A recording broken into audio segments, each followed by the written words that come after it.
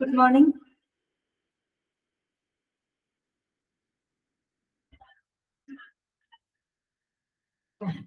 Welcome. Good morning. Good morning, Miss. Oh, good morning. Good morning, Miss. Welcome. Good morning. എല്ലാവരും സുഖമായിട്ടിരിക്കുന്നില്ലേ? രണ്ടു ദിവസമൊക്കെ എങ്ങനെയുണ്ടായിരുന്നു? വായിച്ചൊക്കെ നോക്കിയാ? എന്തായി നിങ്ങളുടെ ഓണത്തിന്റെ പരിപാടികളൊക്കെ? ഇവിടെ വരെയായി പൂക്കളൊക്കെ ഇടാറില്ലേ? എന്താണ് സാധ്യത? എനിക്ക് സുഖമാണ്. സുഖമായിട്ടിരിക്കും. വേറെ കുഴപ്പമൊന്നുമില്ല. അപ്പൊ നമുക്ക് ഇന്നത്തെ ക്ലാസ് തുടങ്ങാം. ഞാൻ ഭക്ഷണം കഴിച്ച്. ഞാൻ രാവിലെ ഫുഡൊക്കെ നേരത്തെ കഴിച്ചിട്ടാണ് ഇങ്ങോട്ടേക്ക് ഇറങ്ങുന്നത്. പൂക്കളൊക്കെ ഇടാറുണ്ട് അല്ലേ? ശരി. ഇനിയിപ്പോ ഓണത്തിന് അധികം ദിവസങ്ങളൊന്നും ഇല്ലല്ലോ. എല്ലാവരും അതിന്റെ തിരുവോണത്തിന് മാത്രമേ ഇടാറുള്ളൂ. ശരിയാ. എന്താണ് അതിന്റെ വെക്കേഷൻ ഉണ്ടെങ്കിൽ അറിയിക്കൂ കേട്ടാ. എനിക്ക് ജോഷ്നി വലിയ പ്ലാൻ ഒന്നുമില്ല ഓണത്തിന്. എനിക്ക് എന്ത് സെലിബ്രേഷൻ, അങ്ങനെ വലിയ ഓണാഘോഷമൊന്നുമില്ല. ഇവിടെ ഈ ഇൻസ്റ്റിറ്റ്യൂഷനിലുള്ള ഓണാഘോഷം. എന്റെ വീട്ടിൽ അങ്ങനെ പ്രത്യേകിച്ച് ഓണം സെലിബ്രേഷൻ ഒന്നും ഇല്ല. അങ്ങനെ പോണത് ഓണമെന്ന് മാത്രല്ല, എല്ലാം അങ്ങനെയൊക്കെ തന്നെ. അപ്പൊ ശരി. അപ്പൊ എന്നിട്ട് അതങ്ങനെയാണ് ജോബി. അപ്പൊ നമുക്ക് ഇന്നത്തെ ക്ലാസ് സ്റ്റാർട്ട് ചെയ്യാം കേട്ടോ. ഇനി നമ്മള് നമ്മൾ ആ ഒരു ഹോസ്പിറ്റൽ ഡിപ്പാർട്ട്മെന്റ് അല്ലേ, അതിന്റെ എന്താണ് എന്റെ പ്ലേസോ? ഞാൻ ബേസിക്കലി തൃശ്ശൂരാണ്. തൃശ്ശൂരാണ് എന്റെ നാട്. പിന്നെ ഇവിടെയാണ് വന്ന് താമസിക്കുന്നത് മാത്രം. അപ്പോ തൃശ്ശൂര് തല്ലൂര് എന്ന് പറയും. തല്ലൂര് നമ്മുടെ ചെറുസലയും എന്നൊക്കെ കേട്ടിട്ടുണ്ടോ നിങ്ങള്? ചെറുസലയും ആണോ? തൃശ്ശൂരാണോ? ഓക്കെ. ജെറുസലേം സ്റ്റോപ്പിൽ ഇറങ്ങിയാൽ മതി. അവിടുന്ന് കുറച്ച് നടക്കാവുന്ന ദൂരേ ഉള്ളൂ. പ്ലേസ് എന്ന് പറഞ്ഞതല്ല, കുറെ നാളായി അങ്ങോട്ട് പോയിട്ട്. അതാണ്. അപ്പൊ ശരി. അപ്പൊ നമുക്ക് ഇന്നത്തെ ഓക്കെ. ക്രിസ്റ്റിയുടെ വീട് ചാലക്കുടിയാണ് അല്ലേ? കല്ലൂരാണോ ഗംഗയുടെ വീട്? അത് ശരി. ഓക്കെ. കല്ലൂര് എനിക്കറിയാം. പിന്നെ ചാലക്കുടി എന്റെ അച്ഛന്റെ വീടാണ്. ചാലക്കുടിയിൽ അച്ഛനിപ്പില്ല, അച്ഛൻ മരിച്ചുപോയി. അച്ഛന്റെ വീടാണ്, തറവാടാണ് ചാലക്കുടിയിലുള്ളത്. ഓക്കെ. അപ്പൊ നമുക്ക് ഓക്കെ. ചാലക്കുടി ഉണ്ട് അല്ലേ? ശരി. ഞാൻ പൊതുവെ തൃശ്ശൂർ ആയതുകൊണ്ടാണ് സ്പീഡ് ഉണ്ടാവും സംസാരത്തില്. പക്ഷെ ക്ലാസ് എടുക്കുമ്പോൾ സ്പീഡ് കുറച്ചെടുക്കണം പറഞ്ഞിട്ടുണ്ട്. അതുകൊണ്ടാണ് പതുക്കെ പറയുന്നത്. ഓക്കെ. അപ്പൊ നമ്മള് ഹോസ്പിറ്റൽ ഡിപ്പാർട്ട്മെന്റ് ആണ് കഴിഞ്ഞ കുറെ ക്ലാസ്സിലായിട്ട്. ഓക്കെ. ഗംഗേനെ കുറച്ച് ദിവസമായിട്ട് കണ്ടില്ലല്ലോ. എന്ത് പറ്റി? കുറച്ച് ക്ലാസ്സിലൊന്നും കണ്ടില്ലായിരുന്നല്ലോ. ഫീവർ ആയിരുന്നു. മാറിയോ? എന്നിട്ട് പനിയൊക്കെ മാറിയോ? കുറഞ്ഞു. ഓക്കെ. ശ്രദ്ധിക്കേണ്ട പനിയൊക്കെ വരുമ്പോ നല്ലോണം റെസ്റ്റ് ഒക്കെ ചെയ്യണം. അപ്പൊ നമ്മള് കഴിഞ്ഞ ക്ലാസ്സുകളിലായിട്ട് നമ്മുടെ ഹോസ്പിറ്റൽ ഡിപ്പാർട്ട്മെന്റ് ആണ് പറഞ്ഞുകൊണ്ടിരുന്നത്. അതൊരു വലിയൊരു ചാപ്റ്റർ ആയിരുന്നു. അപ്പൊ നമ്മൾ അതിനകത്തെ മെഡിക്കൽ ഡിപ്പാർട്ട്മെന്റ്സും പറഞ്ഞു കഴിഞ്ഞു. അതുപോലെ തന്നെ സപ്പോർട്ടീവ് ഡിപ്പാർട്ട്മെന്റും കഴിഞ്ഞ ക്ലാസ്സിൽ നമ്മൾ ഫിനിഷ് ചെയ്തിരുന്നു കേട്ടോ. ഇനി നമുക്ക് ഒരു ഡിപ്പാർട്ട്മെന്റും കൂടെയാണ് അതിനകത്ത് പഠിക്കാനുള്ളത്. അതോടുകൂടി ആ ഒരു ചാപ്റ്റർ നമ്മളുടെ തീരും കേട്ടോ. ഏതായിരുന്നു ആ ഡിപ്പാർട്ട്മെന്റ്? Administrative department. അതെ, കറക്റ്റ് ആണ് കേട്ടോ. അഡ്മിനിസ്ട്രേറ്റീവ് ഡിപ്പാർട്ട്മെന്റ് ആണ്. ഓർമ്മയിട്ട് നമ്മൾ എവിടെന്നാ തുടങ്ങിയിട്ടുള്ളത്? ഹോസ്പിറ്റൽ ഡിപ്പാർട്ട്മെന്റിനെ നമ്മൾ പ്രധാനമായിട്ടും 3 ഡിവൈഡ് ചെയ്തിരുന്നു. ഏതൊക്കെയായിരുന്നു? Medical department, supportive department. Correct ആണ് കേട്ടോ. എല്ലാവരും പറയുന്നേ. ജിസ്മിനി, ഗംഗ, ജോബി, എല്ലാവരുടെയും മെസ്സേജ് ഞാൻ കാണുന്നുണ്ട്. എല്ലാവരും പറയുന്നത് ശരിയാണ് കേട്ടോ. അപ്പൊ എന്താണ്? ഹോസ്പിറ്റൽ ഡിപ്പാർട്ട്മെന്റിനെ പ്രധാനമായിട്ടും നമ്മൾ 3 തരംതിരിച്ചത്. ഇതൊക്കെയായിരുന്നു മെയിൻ 3 സബ് ഡിവിഷൻസ്. ഇതൊക്കെയായിരുന്നു: 1 medical department, 2 supportive department, 3 administrative department. ഇന്നത്തെ ക്ലാസ്സിൽ നമ്മൾ 3ാമത്തെ ഡിവിഷൻ ആയിട്ടുള്ള അഡ്മിനിസ്ട്രേറ്റീവ് ഡിപ്പാർട്ട്മെന്റ് ആണ് ഇന്ന് നമ്മൾ നോക്കാൻ പോകുന്നത് കേട്ടോ. ഓക്കെ. അപ്പൊ ഞാൻ ജസ്റ്റ് ഓൾ മ്യൂട്ട് കൊടുക്കുകയാണ് കേട്ടോ. നമുക്ക് ക്ലാസ്സിലേക്ക് കിടക്കാം.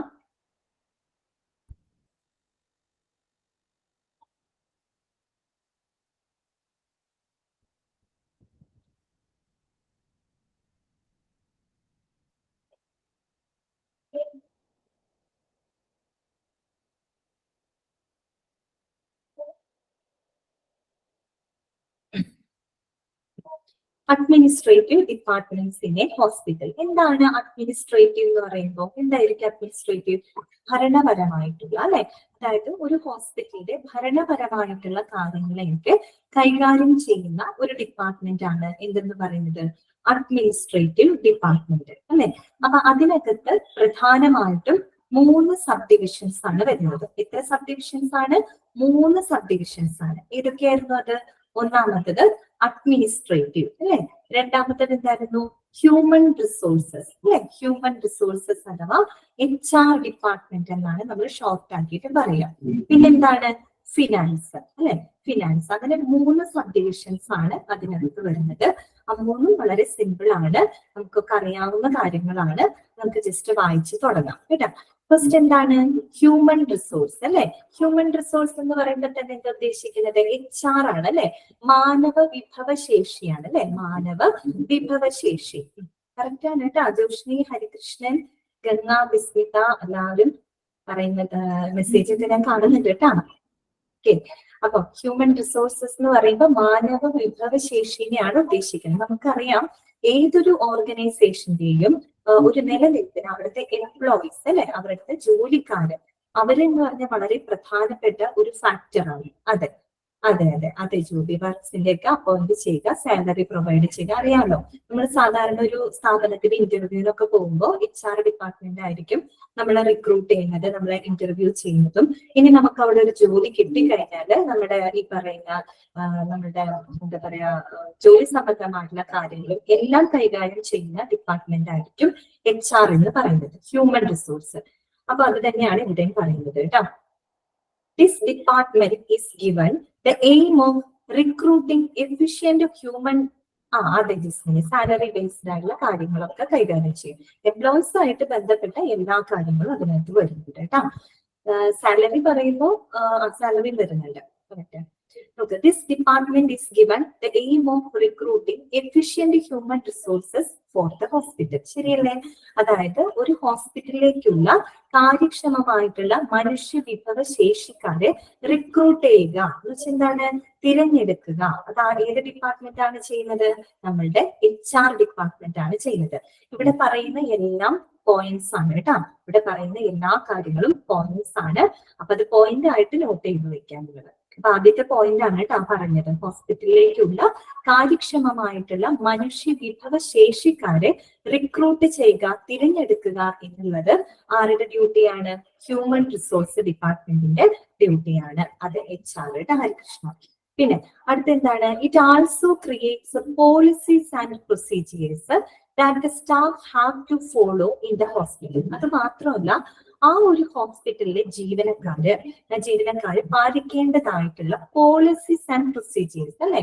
നയങ്ങളും നടപടിക്രമങ്ങളും ഉണ്ടാക്കുക. അപ്പൊ രണ്ടാമത്തെ പോയിന്റ് ആയിട്ടാണ് നമ്മൾ പറഞ്ഞത്. എന്താണ്? ആദ്യത്തെ പോയിന്റ് എന്തായിരുന്നു? ഹോസ്പിറ്റലിലേക്കുള്ള മനുഷ്യ വിഭവശേഷിക്കാരെ റിക്രൂട്ട് ചെയ്യുക, തെരഞ്ഞെടുക്കുക. രണ്ടാമത്തെ എന്താണ്?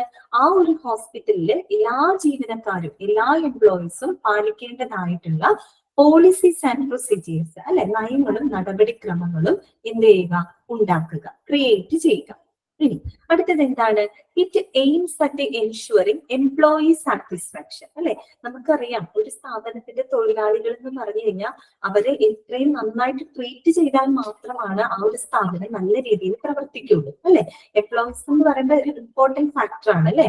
അവരുടെ ആ ഒരു എന്താ പറയാ ആ ഒരു കഴിവ് അല്ലെങ്കിൽ ആ ഒരു കേപ്പബിലിറ്റി അല്ലെങ്കിൽ അവരുടെ കോമ്പീറ്റൻസ് ആണ് ഒരു സ്ഥാപനത്തിന്റെ അടിത്തറ എന്ന് പറയുന്നത്. അപ്പൊ എന്ത് വേണം? Ensuring the employee satisfaction. അതെ അതെ അതെ ജോലി കറക്റ്റ് ആണ് കേട്ടോ. ജീവനക്കാരുടെ ആ ഒരു സംതൃപ്തി ഉറപ്പുവരുത്തുക. ഇനി എങ്ങനെയൊക്കെയാണ് ജീവനക്കാരുടെ സംതൃപ്തി ഉറപ്പുവരുത്തേണ്ടത്? അതാണ് നെക്സ്റ്റ് പോയിന്റ് ആയിട്ട് അവർ പറയുന്നത്. ഇങ്ങനെയൊക്കെയാണ്: good working conditions and provision of monetary and non monetary benefits for the employees. എന്താണ്? അവർക്ക് നല്ലൊരു തൊഴിൽ സാഹചര്യങ്ങൾ ലഭ്യമാക്കുക. അങ്ങനെയാണ് ഒരു ജീവനക്കാരുടെ അല്ലെങ്കിൽ തൊഴിലാളികളുടെ സംതൃപ്തി ഉറപ്പുവരുത്തേണ്ടത്. എങ്ങനെയാണ്? അവർക്ക് നല്ല ഒരു തൊഴിൽ സാഹചര്യങ്ങൾ ലഭ്യമാക്കുക. അത് മാത്രമാണോ? അത് മാത്രമല്ല, provision of monetary and non monetary benefits for the employees. അവിടുത്തെ തൊഴിലാളികൾക്ക് ഈ പറയുന്ന എന്താണ്? പണമോ പണമല്ലാത്തതോ ആയിട്ടുള്ള ആനുകൂല്യങ്ങൾ എന്ത് ചെയ്യുക? പ്രൊവൈഡ് ചെയ്യുക. അതായത് മോണിറ്ററി എന്ന് പറയുമ്പോൾ പണമായിട്ട് കൊടുക്കുന്ന ആനുകൂല്യങ്ങളാണ്. നോൺ മോണിറ്ററി എന്ന് പറയുമ്പോൾ എന്താണ്? പണമല്ലാത്തതായിട്ടുള്ള ആനുകൂല്യങ്ങൾ. അതെ അതെ, കറക്റ്റ് ആണ്. ഇൻസെന്റീവ്സ്, ഈ പറയുന്ന PF. ശ്രുതി, ശരണ്യ കറക്റ്റ് ആണ് കേട്ടോ. അതായത് ഇപ്പൊ പെയ്ഡ് ഓർ അൺപെയ്ഡ് ലീവ് കൊടുക്കുക, സിക്ക് ലീവ് കൊടുക്കുക, അവർക്ക് ഹോളിഡേയ്സ് അല്ലെ, ഹോളിഡേയ്സ് കൊടുക്കുക. അതുപോലെ തന്നെ വളരെ ഫ്ലെക്സിബിൾ ആയിട്ടുള്ള വർക്കിംഗ് അവേഴ്സ് അവർക്ക് കൊടുക്കുക അല്ലെ. നല്ലൊരു വളരെ ഹെക്റ്റിക് ആയിട്ടുള്ള ഒരു എന്താ പറയുക, ഒരു വർക്കിംഗ് ടൈം ആണെങ്കിൽ അത് അവരെ ബാധിക്കും അല്ലെ. അപ്പൊ വളരെ ഫ്ലെക്സിബിൾ ആയിട്ടുള്ള വർക്കിംഗ് അവേഴ്സ് കൊടുക്കുക, ഇൻഷുറൻസ് കൊടുക്കുക, അതെ, വർക്ക് ലൈഫ് ബാലൻസ് ഒക്കെ കൊടുക്കുക. അതെ, ഈ പറയുന്ന അവർക്ക് ഫാമിലി ഒക്കെ ഉണ്ടെങ്കിൽ ആ ഫാമിലി ഇൻഷുറൻസ് പ്രൊവൈഡ് ചെയ്യുക. കുഞ്ഞുങ്ങൾ ഉണ്ടെങ്കിൽ അവർക്ക് ചൈൽഡ് സപ്പോർട്ട് കൊടുക്കുക, ചൈൽഡ് ഹെൽത്ത് സപ്പോർട്ട് ഒക്കെ കൊടുക്കുക. പിന്നെ മാത്രമല്ല ചില സ്ഥാപനങ്ങൾ ഈ പറയുന്ന പോലെ ജിം മെമ്പർഷിപ്പ് വരെ കൊടുക്കുന്ന സ്ഥാപനങ്ങളുണ്ട് കേട്ടോ. അതൊക്കെ എന്താണ്? നോൺ മോണിറ്ററി ബെനിഫിറ്റ്സ് ആണ്, പണമല്ലാത്ത പല ആനുകൂല്യങ്ങളാണ് അല്ലെ. ഈ ഇൻഷുറൻസ് എന്ന് പറയുന്നതും സിക്ക് ലീവ് കൊടുക്കുന്നതും പെയ്ഡ് ലീവ് കൊടുക്കുന്നതും ഹോളിഡേയ്സ് ഒക്കെ കൊടുക്കുന്നതും ഇതെല്ലാം തന്നെ നോൺ മോണിറ്ററി ബെനിഫിറ്റ്സ് ആണ്. അപ്പൊ അത്തരം ആനുകൂല്യങ്ങളൊക്കെ എംപ്ലോയീസിന് പ്രൊവൈഡ് ചെയ്യുന്നത് നമ്മളുടെ HR ഡിപ്പാർട്ട്മെന്റ് ആണ്. ക്ലിയർ ആണല്ലോ? ഇനി എന്താണ് പറയുന്നത്? It is also responsible for providing the compensation for the services. എന്താണ് റസിയ? സൗണ്ട് ക്ലിയർ അല്ലേ? ക്ലിയർ ആവാറുണ്ടോ സൗണ്ടിന്?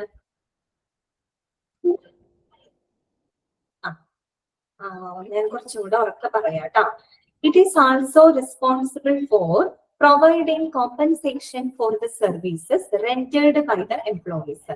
അതായത് ഈ പറയുന്ന ജീവനക്കാരാൽ ഉണ്ടാകുന്ന സേവനങ്ങൾക്ക് നഷ്ടപരിഹാരം നൽകാനുള്ള ഒരു ബാധ്യസ്ഥതയും ആർക്കാണുള്ളത്? HR ഡിപ്പാർട്ട്മെന്റിനാണ് ഉണ്ടാവുന്നത്. അപ്പൊ സേവനങ്ങൾ എന്ന് പറയുമ്പോൾ നല്ല സേവനങ്ങളാണ്. സേവനം എന്ന് പറയുമ്പോൾ എപ്പോഴും ഒരു പോസിറ്റീവ് ആയിട്ടാണ് നമ്മൾ കാണുന്നത്. പക്ഷെ ചിലതൊരു മോശം സർവീസ് ആണ് കൊടുക്കുന്നതെന്ന് ഇരിക്കട്ടെ ജീവനക്കാര്. അപ്പൊ മോശം സർവീസ് ആണെങ്കിൽ അതുമൂലം ഉണ്ടാകുന്ന കോമ്പൻസേഷൻ, ദാറ്റ് മീൻസ് നഷ്ടപരിഹാരം നൽകാനുള്ള ബാധ്യസ്ഥതയും ഏത് ഡിപ്പാർട്ട്മെന്റിനാണുള്ളത്?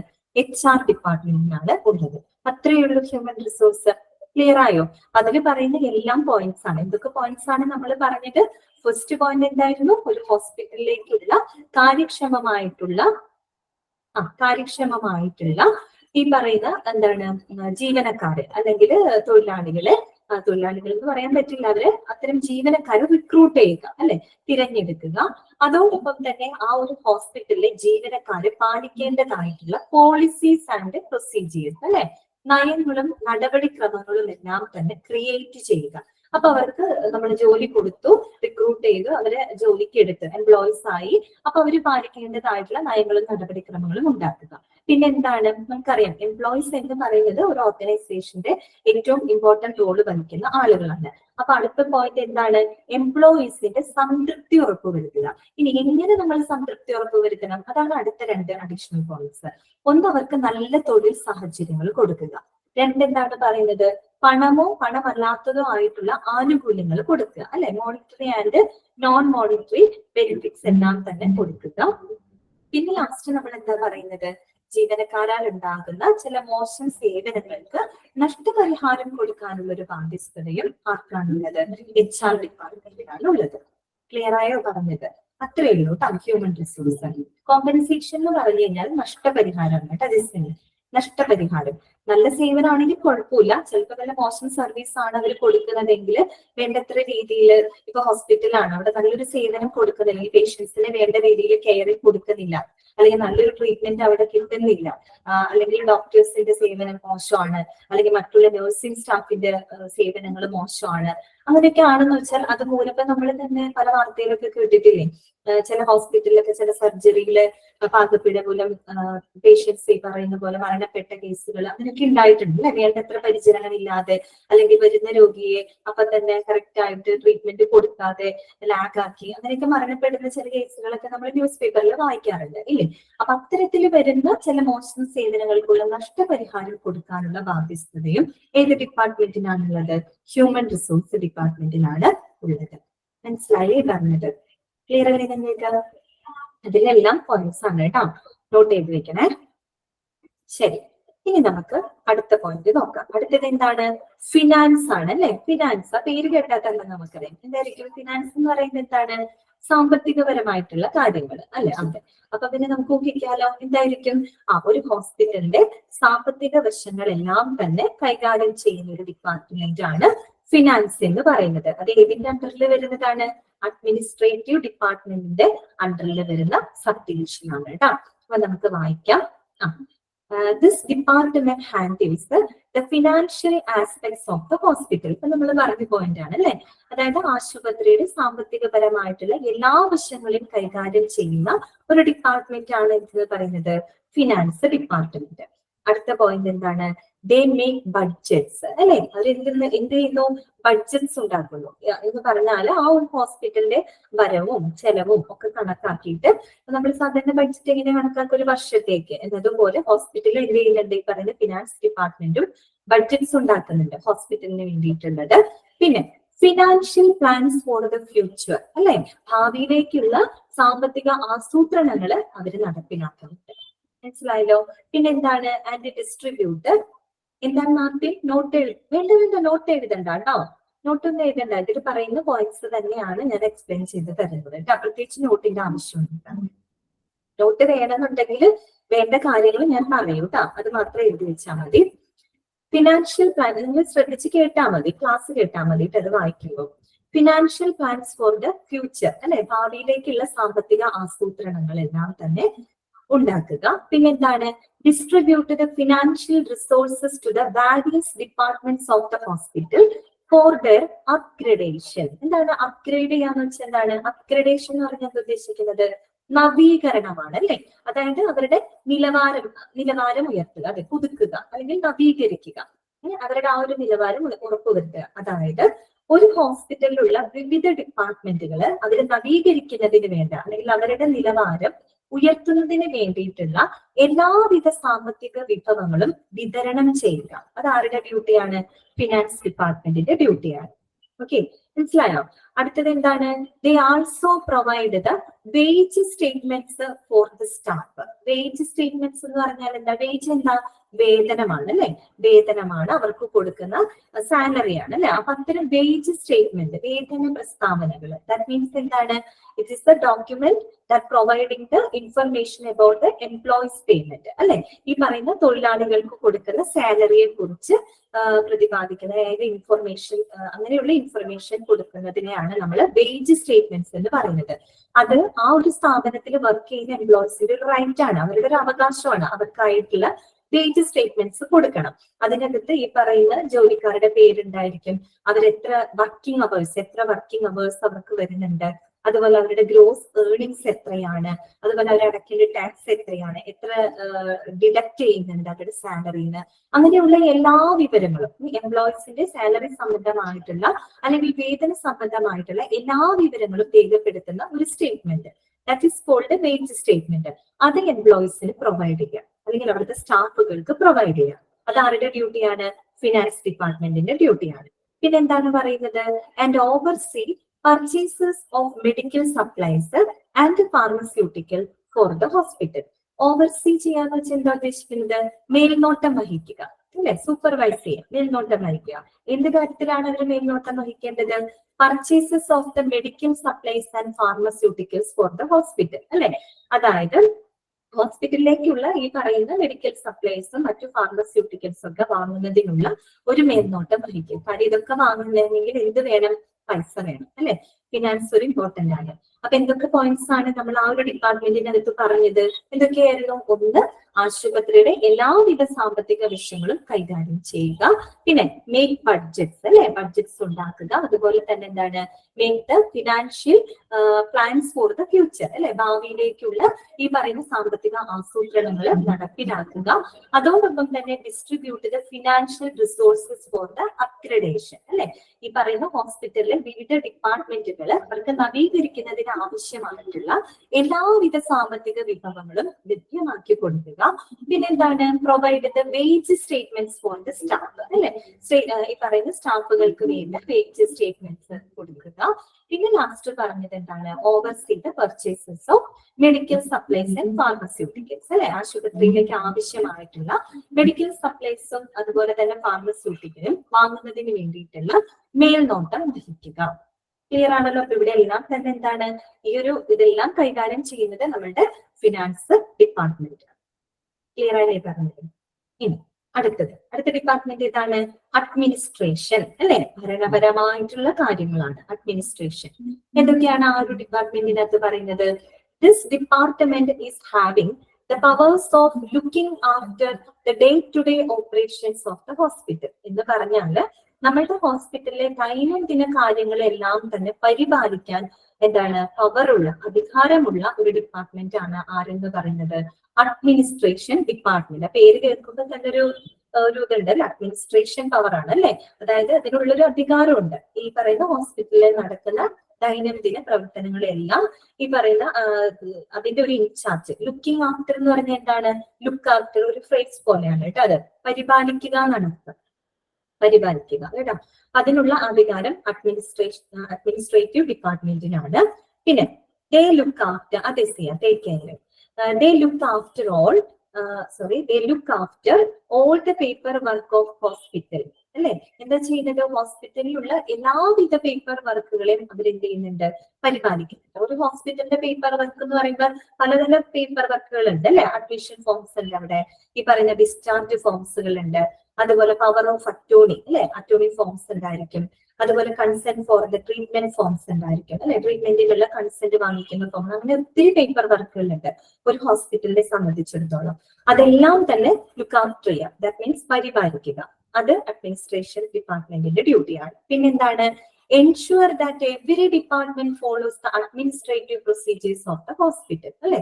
ഈ പറയുന്ന ഹോസ്പിറ്റലിലെ എല്ലാവിധ ഭരണപരമായിട്ടുള്ള നടപടിക്രമങ്ങളും ആ എല്ലാ ഡിപ്പാർട്ട്മെന്റുകളും പാലിക്കുന്നുണ്ടോ എന്ന് എൻഷുർ ചെയ്യാൻ. നമ്മൾ പഠിച്ചല്ലേ ഒരു ഹോസ്പിറ്റലിൽ എത്രത്തോളം ഡിപ്പാർട്ട്മെന്റുകൾ ഉണ്ടെന്ന്. അതിൽ ഓരോ ഡിപ്പാർട്ട്മെന്റുകളും ആ ഒരു ഹോസ്പിറ്റലിൻ്റെതായ എല്ലാ അഡ്മിനിസ്ട്രേറ്റീവ് പ്രൊസീജിയേഴ്സും കൃത്യമായി പാലിക്കുന്നുണ്ടോ എന്ന് ഉറപ്പുവരുത്തുക. അഡ്മിനിസ്ട്രേറ്റീവ് പ്രൊസീജിയർ എന്ന് പറയുമ്പോൾ ഭരണപരമായിട്ടുള്ള നടപടിക്രമങ്ങളാണ്. അതിനകത്ത് ഫിനാൻഷ്യൽ മാനേജ്മെന്റ് വരും, അതുപോലെ പോളിസി ആൻഡ് പ്രൊസീജിയർ മാനേജ്മെന്റ്സ് വരും. ഹോസ്പിറ്റലിലുള്ള എല്ലാ റിക്വയർമെന്റ്സും ഈ പറയുന്ന പോലെ എല്ലാ പേഷ്യൻസിനും ലഭിക്കുന്നുണ്ടോ എന്ന് ഉറപ്പുവരുത്തുന്ന കാര്യങ്ങളെല്ലാം തന്നെ അഡ്മിനിസ്ട്രേറ്റീവ് പ്രൊസീജിയറിനകത്ത് വരുന്നതാണ് കേട്ടോ. അതെല്ലാം കൃത്യമായിട്ട് ഓരോ ഡിപ്പാർട്ട്മെന്റും പാലിക്കണം. പിന്നെന്താണ്? Hospital administration also contains organizing and supporting the patient's total medical care during an episode of illness in the hospital. അതായത് നമ്മളുടെ രോഗികള് ആ ഒരു ഹോസ്പിറ്റലിൽ ആ ഒരു ട്രീറ്റ്മെന്റിന് വേണ്ടിയിട്ട് അല്ലെങ്കിൽ അവരുടെ ഒരു രോഗാവസ്ഥയിൽ ചെലവിടുന്ന ആ ഒരു സമയം ഉണ്ടല്ലോ ഹോസ്പിറ്റലില്. ആ സമയത്ത് രോഗിയുടെ മൊത്തം മെഡിക്കൽ കെയർ, അതായത് മുഴുവനായിട്ടുമുള്ള ഒരു ആരോഗ്യ പരിചരണം, അതിനെ ഓർഗനൈസ് ചെയ്യുക, അതിനെ സപ്പോർട്ട് ചെയ്യുക അല്ലെ. അങ്ങനെയുള്ള വൈദ്യസഹായം, ഒരു പരിചരണം അവർക്ക് കൊടുക്കുക, അവരെ പിന്തുണയ്ക്കുക. അങ്ങനെയുള്ളതെല്ലാം തന്നെ ആരുടെ ഡ്യൂട്ടിയാണ്? അഡ്മിനിസ്ട്രേറ്റീവ് ഡിപ്പാർട്ട്മെന്റിന്റെ ഡ്യൂട്ടിയാണ്. പിന്നെന്താണ് പറയുന്നത്? And is responsible for integrating various functions and services അല്ലെ. ഈ പറയുന്ന ഹോസ്പിറ്റലുമായിട്ട് ബന്ധപ്പെട്ട വിവിധ തരത്തിലുള്ള പ്രവർത്തനങ്ങളും സേവനങ്ങളും എല്ലാം ഇന്റഗ്രേറ്റ് ചെയ്യുക അല്ലെ, സമന്വയിപ്പിച്ച് മുന്നോട്ട് കൊണ്ടുപോകുക. ഇതെല്ലാം തന്നെ അഡ്മിനിസ്ട്രേഷൻ ഡിപ്പാർട്ട്മെന്റിന്റെ ഫംഗ്ഷനാണ്. എന്തൊക്കെയാ നമ്മൾ പറഞ്ഞത്? ഈ പറയുന്ന ഹോസ്പിറ്റലിൽ നടക്കുന്ന ദൈനംദിന കാര്യങ്ങളെ എല്ലാം തന്നെ ടേക്ക് കെയർ ചെയ്യാനുള്ള അല്ലെങ്കിൽ പരിപാലിക്കാനുള്ള അതിനുള്ള അധികാരം ഈ പറയുന്ന അഡ്മിനിസ്ട്രേറ്റീവ് ഡിപ്പാർട്ട്മെന്റിനാണ്. ഹോസ്പിറ്റൽ സംബന്ധമായിട്ടുള്ള എല്ലാവിധ പേപ്പർ വർക്കുകൾ പരിപാലിക്കുക. അതോടൊപ്പം തന്നെ ഹോസ്പിറ്റലിലെ ഭരണപരമായിട്ടുള്ള നടപടിക്രമങ്ങൾ ആ ഒരു ഹോസ്പിറ്റലിലെ എല്ലാ ഡിപ്പാർട്ട്മെന്റുകളും കൃത്യമായിട്ട് പാലിക്കുന്നുണ്ടോ എന്ത് പ്രൊവൈഡ് ചെയ്യണം. അതോടൊപ്പം തന്നെ ഒരു രോഗി പരിചരിക്കുന്ന ആ ഒരു കാലഘട്ടത്തിൽ അവർക്ക് ആവശ്യമായിട്ടുള്ള എല്ലാവിധ മെഡിക്കൽ കെയറും ആ ഒരു സപ്പോർട്ട് അല്ലെങ്കിൽ ആ ഒരു എന്താ പറയാ ഓർഗനൈസേഷൻ ആൻഡ് സപ്പോർട്ട് അല്ലെ, അതിന് വേണ്ട പിന്തുണ കൊടുക്കുക. പിന്നെ എല്ലാ ഹോസ്പിറ്റലുമായിട്ട് ബന്ധപ്പെട്ട എല്ലാ പ്രവർത്തനങ്ങളും സമന്വയിപ്പിച്ചുകൊണ്ട്, പ്രവർത്തനങ്ങൾ മാത്രമല്ല കേട്ടോ, അവരുടെ സേവനങ്ങള് എല്ലാം തന്നെ സമന്വയിപ്പിച്ച് മുന്നോട്ട് കൊണ്ടുപോകുക. ഇതൊക്കെയാണ് ഏത് ഡിപ്പാർട്ട്മെന്റിന്റെ ഡ്യൂട്ടി എന്ന് പറയുന്നത്? അഡ്മിനിസ്ട്രേറ്റീവ് ഡിപ്പാർട്ട്മെന്റിന്റെ ഡ്യൂട്ടി. ക്ലിയർ ആയോ നിങ്ങൾക്ക് പറഞ്ഞത്? അപ്പൊ നമ്മള് അഡ്മിനിസ്ട്രേറ്റീവ് ഡിപ്പാർട്ട്മെന്റ് ഇവിടെ കംപ്ലീറ്റ് ആവുകയാണ്. അതിന്റെ അണ്ടറിൽ 3 സബ് ഡിവിഷൻസ് ആണ് നമ്മൾ കണ്ടത്.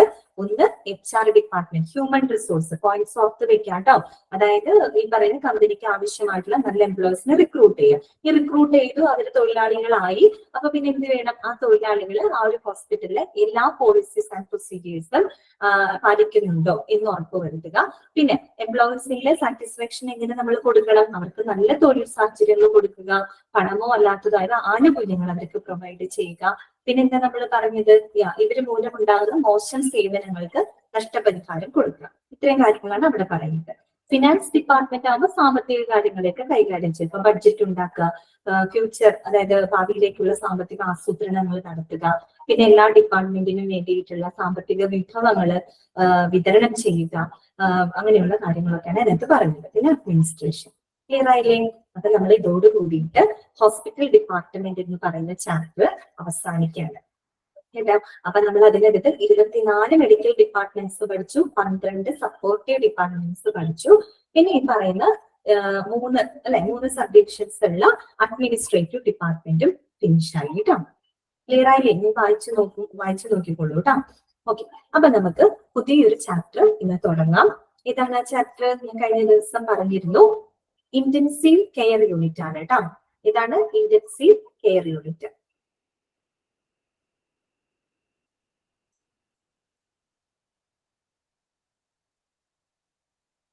ഒരു മിനിറ്റ് കേട്ടോ, ജസ്റ്റ് മിനിറ്റ്.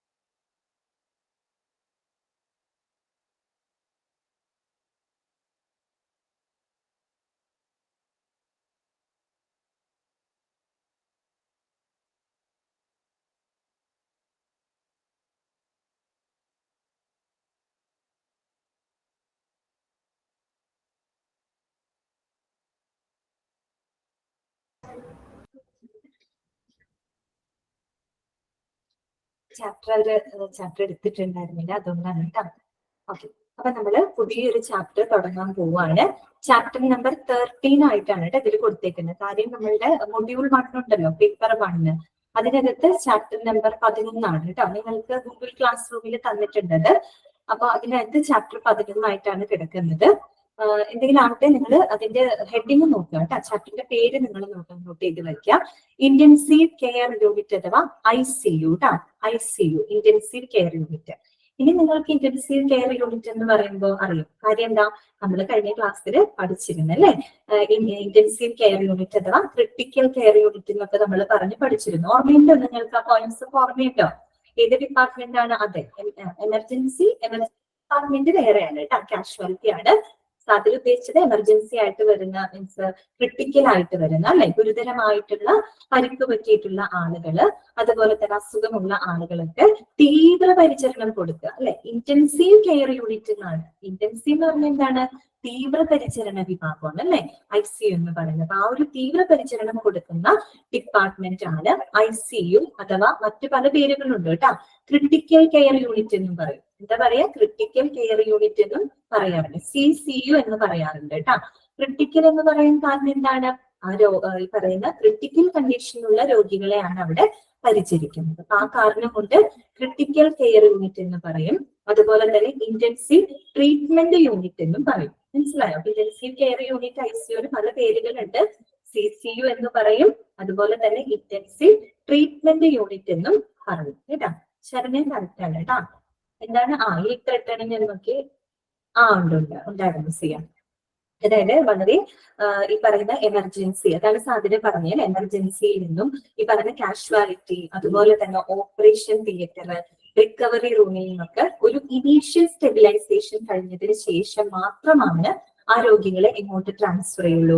ICUവിലോട്ട് ട്രാൻസ്ഫർ ചെയ്തു. അങ്ങനെയുള്ള പോയിന്റ്സ് ഒക്കെ നമ്മൾ അവിടെ പഠിച്ചിരുന്നു അല്ലെ. പിന്നെ നമ്മൾ പറഞ്ഞിട്ടുണ്ടായിരുന്നു ഇന്റൻസീവ് കെയർ യൂണിറ്റിൽ വളരെ കുറച്ച് ബെഡുകൾ മാത്രമേ ഉണ്ടാവുള്ളൂ അല്ലെ. വെരി ഫ്യൂ ബെഡ്സ് മാത്രമേ ഉണ്ടാവുള്ളൂ. പിന്നെ ആ ഒരു യൂണിറ്റ് ഹാൻഡിൽ ചെയ്യുന്നത് ഒരു എന്താ പറയുക, ടീം ഓഫ് ആളുകളാണ് അല്ലെ. ഒരു ഗ്രൂപ്പ് ഓഫ് ആളുകളുണ്ട്. അതിനകത്ത് ഈ പറയുന്ന ഡോക്ടേഴ്സ് ഉണ്ട് അല്ലെ. ഡോക്ടേഴ്സ് ഉണ്ടായിരിക്കും, കൺസൾട്ടന്റ് ഡോക്ടേഴ്സ് ഉണ്ടായിരിക്കും, അതുപോലെ കൺസൾട്ടന്റ് അനസ്തെറ്റിക്സ് ഉണ്ടായിരിക്കും, ഫിസിയോതെറാപ്പിസ്റ്റ് ഉണ്ടാവും, ഡയറ്റീഷ്യൻസ് ഉണ്ടായിരിക്കും, നഴ്സസ് ഉണ്ടായിരിക്കും. ഇങ്ങനെ ഒരു ഗ്രൂപ്പ് ഓഫ് ആളുകളാണ്, ഒരു ടീമാണ് ആ ഒരു ഡിപ്പാർട്ട്മെന്റിനെ കൈകാര്യം ചെയ്യുന്നത്. ഇത്രയും കാര്യങ്ങളൊക്കെ നമുക്കറിയാലോ, നമ്മൾ കഴിഞ്ഞ ആ ഒരു ചാപ്റ്ററിനകത്ത് പഠിച്ചതാണ്. അതൊക്കെ തന്നെയാണ് ഇവിടെ പറയുന്നത്. അതിന് കുറെ കൂടെ ICU എന്നുള്ളത് കുറെ കൂടെ ഡീപ്പായിട്ട് നമ്മളിവിടെ ഡിസ്കസ് ചെയ്യുന്നത്. ഓക്കെ, അപ്പൊ നമുക്ക് തുടങ്ങല്ലേ. ഇന്റൻസീവ് കെയർ യൂണിറ്റ് അഥവാ ICU. ഇൻട്രൊഡക്ഷൻ ആണ്. ഇൻട്രൊഡക്ഷൻ എന്ന് പറഞ്ഞാൽ ഒന്നുമില്ല, നമ്മൾ കഴിഞ്ഞ ക്ലാസ്സിൽ പഠിച്ച അതേ കാര്യങ്ങളൊക്കെ തന്നെയാണ് അവിടെ പറഞ്ഞത്. നമുക്കൊന്ന് വായിക്കാം കേട്ടോ.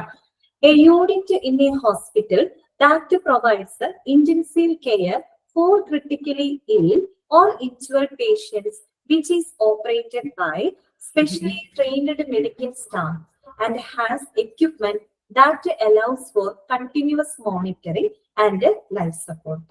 എന്താണ് ഇവിടെ പറയുന്നത്? ഇന്റൻസീവ് കെയർ യൂണിറ്റ് അതായത് ഗുരുതരമായിട്ട് അസുഖമുള്ളതോ അല്ലെങ്കിൽ പരിക്കേറ്റതോ ആയ ആളുകൾക്ക് ഇന്റൻസീവ് കെയർ അല്ലെ, തീവ്ര പരിചരണം കൊടുക്കുന്ന ഹോസ്പിറ്റലിലെ ഒരു യൂണിറ്റ് ആണ്. ആ ഒരു യൂണിറ്റ് എന്ന് പറഞ്ഞു കഴിഞ്ഞാല് അവിടെ എന്താണ്, സ്പെഷ്യലി ട്രെയിൻഡ് ആയിട്ടുള്ള മെഡിക്കൽ സ്റ്റാഫ് ഉണ്ട് അല്ലെ, പ്രത്യേകം വിദഗ്ധരായിട്ടുള്ള മെഡിക്കൽ സ്റ്റാഫുകളും പിന്നെന്താണ്, has equipment that allows for continuous monitoring and life support അല്ലെ. അതായത് തുടർച്ചയായിട്ടുള്ള നിരീക്ഷണവും ഈ പറയുന്ന ലൈഫ് സപ്പോർട്ടും ഒക്കെ കൊടുക്കുന്ന ഒത്തിരി എക്യുപ്മെന്റ്സും അടങ്ങിയതാണ് ആ ഒരു യൂണിറ്റ് എന്ന് പറയുന്നത്. മനസ്സിലായോ? ഗുരുതരമായിട്ടുള്ള അസുഖമുള്ളതോ പരിക്കേറ്റതോ ആയ ആളുകളെ തീവ്രമായിട്ട് പരിചരിക്കുകയും അതോടൊപ്പം തന്നെ അതിവിദഗ്ധരായിട്ടുള്ള മെഡിക്കൽ സ്റ്റാഫും അതുപോലെ തന്നെ എക്യുപ്മെന്റ്സും അടങ്ങിയ ഹോസ്പിറ്റലിലെ ഒരു unit, that is called intensive care unit. തീവ്ര പരിചരണ വിഭാഗം എന്ന് മലയാളത്തിൽ പറയും കേട്ടോ. ഇനി patients may be referred either directly from an emergency department or from a ward if their condition rapidly worsen ഇടണം കേട്ടോ. വേഴ്സ്, WORSE, വേഴ്സ് എന്നാലും അത് കറക്റ്റ് ആവുള്ളൂ, അതിന്റെ മീനിങ് കറക്റ്റ് ആവുള്ളൂ. Rapidly worse or immediately after surgery. എന്താണ് പറയുന്നത്? സാധാരണ ഇപ്പോ ഈ പറയുന്ന രോഗിയുടെ അവസ്ഥ വളരെ എന്താണ്, റാപ്പിഡ്ലി വേഴ്സ് ആവുന്ന വെച്ചാൽ പെട്ടെന്ന് വളരെ മോശം അവസ്ഥയിലെത്താം, അല്ലെങ്കിൽ ഈ പറയുന്ന പോലെ ഇമ്മീഡിയറ്റ്ലി ആഫ്റ്റർ സർജറി അല്ലെ, ശസ്ത്രക്രിയക്ക് ശേഷം ഉടൻ തന്നെയോ. പിന്നെ എന്താണ് പറയുന്നത്? If the surgery is very invasive and the patient is at high risk of complications. അതായത് സർജറി വളരെ ഇൻവേസീവ് ആണെന്ന് വിചാരിക്കാം, അതായത് എന്താണ്, ഗുരുതരമായിട്ടുള്ള സർജറികളാണ്. അത് മാത്രമല്ല ആ പേഷ്യൻസിന് പലവിധ സങ്കീർണതകൾ ഉണ്ടാകാൻ സാധ്യതയുണ്ട്. അങ്ങനെയുള്ള സാഹചര്യങ്ങളിൽ പേഷ്യൻസിന് ഡയറക്റ്റ് ആയിട്ട് ചിലപ്പോൾ എമർജൻസി ഡിപ്പാർട്ട്മെന്റിൽ നിന്നോ അല്ലെങ്കിൽ വാർഡിൽ നിന്നോ എങ്ങോട്ട് റെഫർ ചെയ്യാറുണ്ട്? ICUവിലോട്ട് റെഫർ ചെയ്യാറുണ്ട്. മനസ്സിലായി? നമ്മൾ കഴിഞ്ഞ ഡിപ്പാർട്ട്മെന്റ് പഠിച്ചപ്പോൾ പറഞ്ഞു അല്ലെ, ഈ പറയുന്ന എമർജൻസി റൂം അഥവാ കാഷ്വാലിറ്റിയിൽ നിന്നും ഓപ്പറേഷൻ തിയേറ്ററിൽ നിന്നും റിക്കവറി റൂമിൽ നിന്നും ഒക്കെ ഒരു പ്രാഥമിക ഒരു ഇനീഷ്യൽ സ്റ്റെബിലൈസേഷൻ ചെയ്തതിന് ശേഷം മാത്രമാണ് ആ രോഗിയെ എങ്ങോട്ടേക്ക് പ്രവേശിപ്പിക്കുന്നത്? ICUവിലോട്ട് പ്രവേശിപ്പിക്കുന്നത്. അതായത് വന്ന ഉടനെ തന്നെ നേരെ ICUവിലേക്ക് കയറ്റിവിടുകയല്ല ചെയ്യുന്നത്. ജസ്റ്റ് ഒന്ന് സ്റ്റേബിൾ ആക്കിയതിനു ശേഷമാണ് അവരെ നമ്മൾ ICUവിലേക്ക് ഷിഫ്റ്റ് ചെയ്യുന്നത്. ക്ലിയർ ആയാലും അത്രയേ ഉള്ളൂ. ഇൻട്രൊഡക്ഷൻ നമുക്ക് അറിയാവുന്ന കാര്യങ്ങളൊക്കെ തന്നെയാണ് കേട്ടോ. ഒരു ICUവിന്റെ ചിത്രമാണ് നിങ്ങളുടെ നോട്ടിനകത്ത് കൊടുത്തേക്കുന്നത്. ഓക്കെ, ഇനി അടുത്ത പോയിന്റ് നമുക്ക് നോക്കാം. എന്താണ്? who are cared for in the ICU അല്ലെ. ICUവില് എങ്ങനെയുള്ളവരെയാണ് പരിചരിക്കുന്നത്? നമുക്ക് ഒരു കാര്യം അറിയാം, വളരെ ഗുരുതരമായിട്ടുള്ള രോഗാവസ്ഥയുള്ള ആളുകളെയാണ് ICUവിൽ പരിചരിക്കുന്നതിനുള്ള കാര്യം നമുക്കറിയാം. പക്ഷെ അത് പ്രത്യേകമായിട്ട് സ്പെസിഫിക് ആയിട്ട് കുറച്ച് പോയിന്റ്സ് അവര് പറയുന്നുണ്ട്. നമുക്കത് നോക്കാം കേട്ടോ. ആരെയാണ് ICUവിൽ പരിചരിക്കുന്നത്, അല്ലെങ്കിൽ എങ്ങനെയുള്ള സാഹചര്യത്തിലാണ് ICUവിലോട്ട് ഒരു വ്യക്തിയെ നമ്മൾ പ്രവേശിപ്പിക്കുന്നത് കേട്ടോ. Patients may have a planned admission after surgery അല്ലെ. ചിലപ്പോൾ എന്താണ്, ശസ്ത്രക്രിയക്ക് ശേഷം ഒരു ആസൂത്രിതമായിട്ടുള്ള ഒരു പ്രവേശനം ICUവിലോട്ട് ഉണ്ടാവും. എന്ന് പറഞ്ഞാൽ എന്താ ഉദ്ദേശിക്കുന്നത്? ഇപ്പൊ നമുക്കറിയാം, ചില മേജർ സർജറി കഴിഞ്ഞാൽ ഓൾറെഡി പ്ലാൻഡ് ആണ്. ഈ സർജറി കഴിഞ്ഞ ഉടനെ തന്നെ അവരെ ICUവിലേക്ക് ചിലപ്പോൾ 3-4 ദിവസത്തേക്ക് ഒരു ഇന്റൻസീവ് കെയർ കൊടുക്കുന്നതിന് വേണ്ടിയിട്ട് അവരെ ICUവിലോട്ടായിരിക്കും പ്രവേശിപ്പിക്കുക. അപ്പൊ അതാണ് ഉദ്ദേശിക്കുന്നത്. Patients may have a planned admission after surgery. സർജറിക്ക് ശേഷം ഒരു ആസൂത്രിതമായിട്ടുള്ള പ്രവേശനം ഉണ്ടാകാം.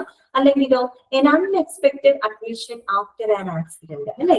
പെട്ടെന്ന് അപ്രതീക്ഷിതമായിട്ട് ഒരു ആക്സിഡന്റ് മൂലം അല്ലെ, അൺഎക്സ്പെക്ടഡ് ആയിട്ട് ഒരു ആക്സിഡന്റ് മൂലം പെട്ടെന്നുള്ളൊരു പ്രവേശനമാവാം ICUവിലോട്ട്.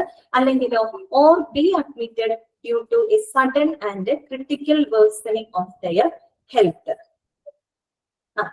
അത് അതെ അതെ, സിസേറിയൻ കഴിഞ്ഞ ICU കൊണ്ടുപോകും രക്ഷിക്കുന്ന. ഓക്കെ, അപ്പൊ എന്താണ്, അതല്ലാന്നുണ്ടെങ്കിൽ ഏതെങ്കിലും ആരോഗ്യ പ്രശ്നങ്ങള് ഗുരുതരമായിട്ട് പെട്ടെന്ന് ഗുരുതരാവസ്ഥയിലാകുന്നത് കൊണ്ടും എന്താകാം, പേഷ്യൻസിന് നമുക്ക് ICUവിലോട്ട് പ്രവേശിപ്പിക്കാം. ജനറൽ ആയിട്ടുള്ള കാര്യങ്ങളാണ് പറയുന്നത് കേട്ടോ. Some hospital ICUs specialize in providing care for particular health conditions or injuries that include, അതായത് ചില ഹോസ്പിറ്റലുകളിൽ ഈ പറയുന്ന പ്രത്യേക ആരോഗ്യ പരിചരണം, ഈ പറയുന്ന പ്രത്യേക ആരോഗ്യ അവസ്ഥകളോ അല്ലെങ്കിൽ പരിക്കുകളോ ഉള്ള ആളുകൾക്ക് വേണ്ടിയിട്ട് സ്പെഷ്യൽ കെയർ കൊടുക്കുന്ന അല്ലെങ്കിൽ അതിന് വിദഗ്ധമായിട്ടുള്ള ICUകളും എവിടെയുണ്ട്, ഹോസ്പിറ്റലുകളിൽ പ്രവർത്തിക്കുന്നുണ്ട്. ICU എന്ന് പറയുന്ന കൺസെപ്റ്റ് എന്തേ ഉള്ളൂ, തീവ്രപരിചരണ വിഭാഗം. അത് എന്തിന്റെ വേണമെങ്കിലും ആവാം കേട്ടാ, എന്തിന്റെയും തീവ്രപരിചരണ വിഭാഗം ആവാം. അപ്പൊ നമുക്ക് നോക്കാം എന്തൊക്കെയുള്ള ആളുകളെയാണ് നമ്മൾ ICUവിൽ സാധാരണയായിട്ട് പരിചരിക്കുന്നത്. അത് നോട്ട് ചെയ്ത് പഠിക്കണം കേട്ടോ. ഏതൊക്കെയാണെന്ന് അറിയാവുന്ന കാര്യമൊക്കെ തന്നെ. സിവിയർ ബേൺസ് അല്ലെ, അതായത് വളരെ കഠിനമായിട്ടുള്ള പൊള്ളലേറ്റിട്ടുള്ള ആളുകൾ അല്ലെ, സിവിയർ ബേൺസ് പറ്റിയ ആളുകളെ നമ്മൾ ICUവിൽ പ്രവേശിപ്പിക്കാറുണ്ട്.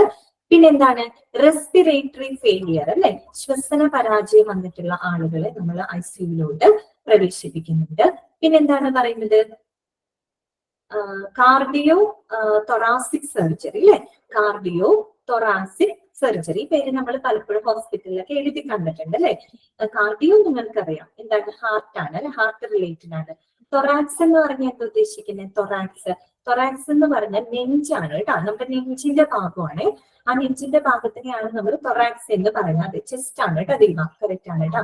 അതായത് ചെസ്റ്റിന്റെ ഭാഗത്ത് വരുന്ന ഒത്തിരി ഓർഗൻസ് ഉണ്ട്, ഹാർട്ട് മാത്രമല്ല, അവിടെ ലങ്സ് ഉണ്ട് അല്ലെ, ശ്വാസകോശം ഉണ്ട്, അതുപോലെ തന്നെ ഈസോഫാഗസ് ഉണ്ട്, അന്നനാളുണ്ട്. ഇങ്ങനെയുള്ള ഓർഗൻസ് ഒക്കെ എവിടെയാണ്, നമ്മുടെ തൊറാസിക് ക്യാവിറ്റിക്കകത്താണ് സ്ഥിതി ചെയ്യുന്നത്, ചെസ്റ്റിന്റെ ഭാഗത്ത്.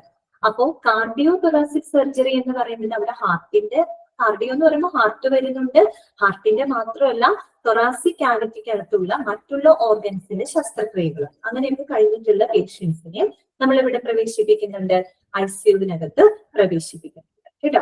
കാർഡിയോ എന്ന് കേൾക്കുമ്പോൾ ഹാർട്ട് മാത്രമാണെന്ന് വിചാരിക്കരുത്.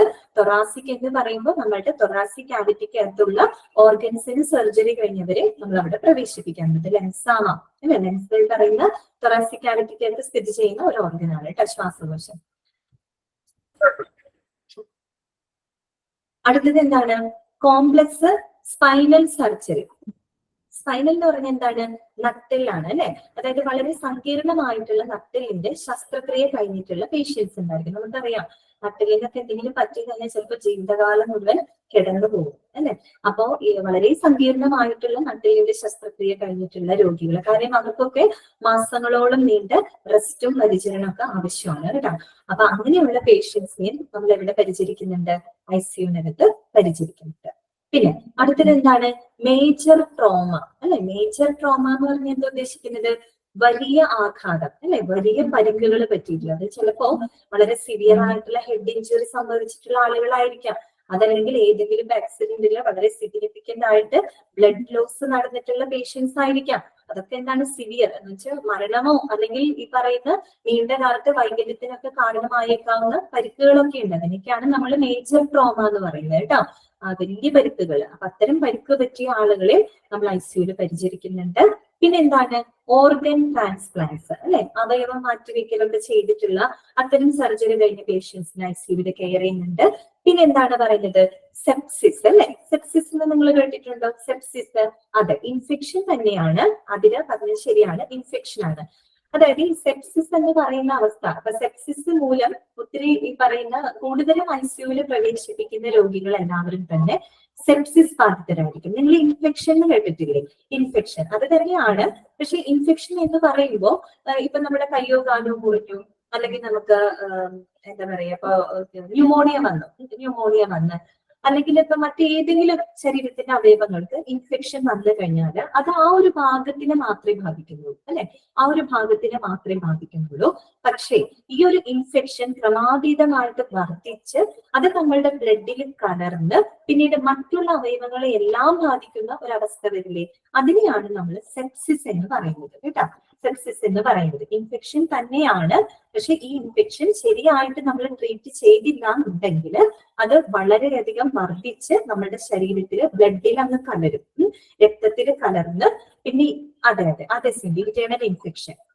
അതായത് ആ ഒരു ഇൻഫെക്ഷൻ കൂടി കഴിഞ്ഞു കഴിഞ്ഞാൽ പിന്നെ നമ്മുടെ ശരീരത്തിന്റെ എല്ലാ അവയവങ്ങളും അത് ഓട്ടോമാറ്റിക് ബാധിക്കും. പിന്നെ ശരീരത്തിന്റെ ആ സിസ്റ്റം തന്നെ താറുമാറാവും. നമുക്കറിയാം, നമ്മൾക്കൊരു ഇൻഫെക്ഷൻ വന്നു കഴിഞ്ഞാൽ സ്വാഭാവികമായിട്ടും നമ്മുടെ ഹ്യൂമൻ ബോഡിക്ക് ഒരു ഓട്ടോ ഇമ്മ്യൂൺ സിസ്റ്റം ഉണ്ട് അല്ലെ, സ്വയം പ്രതിരോധ കപ്പാസിറ്റി ഉണ്ട്. അപ്പോ ഈ സെപ്സിസ് വന്നു കഴിഞ്ഞാൽ അല്ലെങ്കിൽ ആ ഒരു അവസ്ഥയിൽ എത്തിക്കഴിഞ്ഞാൽ അത് ഓട്ടോ ഇമ്മ്യൂൺ സിസ്റ്റത്തിനെ തകരാറുണ്ടാകും. അപ്പൊ എന്തുണ്ടാവാൻ പറ്റും, ശരീരത്തിന് സ്വയം പ്രതിരോധിക്കാനുള്ള അവസ്ഥ വരെ നഷ്ടപ്പെടും. മനസ്സിലായി? ഇൻഫെക്ഷൻ കൂടിയ അവസ്ഥയാണ് കേട്ടോ സെപ്സിസ് എന്ന് പറയുന്നത്. നമ്മൾ ഇത്തരം രോഗമൊക്കെ വന്ന് മരിക്കുന്ന ഒരു ആളുകളിൽ ഒരു 20% ആളുകൾ മരിക്കുന്നതും ഈ സെപ്സിസിനോട്. നമ്മൾ ചിലർ കേട്ടിട്ടില്ലേ, പനി വന്ന് മരിച്ചു എന്നൊക്കെ കേട്ടപ്പോ നമ്മൾ ഈശ്വര ചെറിയ പനി വന്നു കഴിഞ്ഞാൽ മരിച്ചൊക്കെ പോവോ എന്നൊക്കെ ചിന്തിക്കാറുണ്ട്. ഇപ്പൊ പക്ഷേ പനി അല്ലെങ്കിൽ ഇത്തരം ഇൻഫെക്ഷൻസ് ശരിയായ രീതിയിൽ ട്രീറ്റ്മെന്റ് എടുത്തില്ല എന്നുണ്ടെങ്കിൽ അത് വളരെയധികം ബാധിക്കും. നമ്മുടെ ബ്ലഡിൽ കലർന്ന് മറ്റു അവയവങ്ങളെയൊക്കെ ബാധിച്ചു കഴിഞ്ഞാൽ പിന്നെ അത് സെപ്സിസ് ആയി, ആ ഒരു കണ്ടീഷനായി, അണുബാധയായി. പിന്നെ നമുക്ക് ജീവൻ തിരിച്ചു കിട്ടല് കുറച്ച് ബുദ്ധിമുട്ടാണ് കേട്ടോ. അപ്പൊ അങ്ങനെ സെപ്സിസ് ആയിട്ടുള്ള പേഷ്യൻസിനെയൊക്കെ എവിടെയാണ് പരിചരിക്കുന്നത്? ICUവിലാണ് പരിചരിക്കുന്നത്. കാര്യം അങ്ങനെയുള്ള ആളുകളെ സംബന്ധിച്ച് അവർക്ക് എല്ലാ ഫങ്ഷൻസും ഏകദേശം പോയിട്ടുണ്ടാവും. അപ്പൊ ഒരു ഈ പറയുന്ന വളരെ പ്രൊഫഷണലി സ്കിൽഡ് ആയിട്ടുള്ള ഈ പറയുന്ന ആളുകളുടെ ഒക്കെ സേവനത്തോടു കൂടി അവർക്ക് പരിചരണം കിട്ടേണ്ടതായിട്ടുണ്ട്. അതുകൊണ്ടാണ് അവർ ICUവിൽ പരിചരിക്കുന്നത്. ഇൻഫെക്ഷനും സെപ്സിസും തമ്മിലുള്ള ഒരു വ്യത്യാസം നിങ്ങൾക്ക് മനസ്സിലായി എന്ന് വിചാരിക്കുന്നു. ഇൻഫെക്ഷൻ ആ ഒരു ഓർഗനെ മാത്രമേ ബാധിക്കുന്നുള്ളൂ, പക്ഷെ അത് വളരെ കൂടി ബ്ലഡിൽ കലർന്ന് മറ്റുള്ള അവയവങ്ങളെയൊക്കെ ബാധിക്കുന്ന ഒരു അവസ്ഥയിൽ എത്തിക്കഴിഞ്ഞാൽ ദാറ്റ് ഈസ് കോൾഡ് സെപ്സിസ് കേട്ടോ. അടുത്തത് എന്താണ്?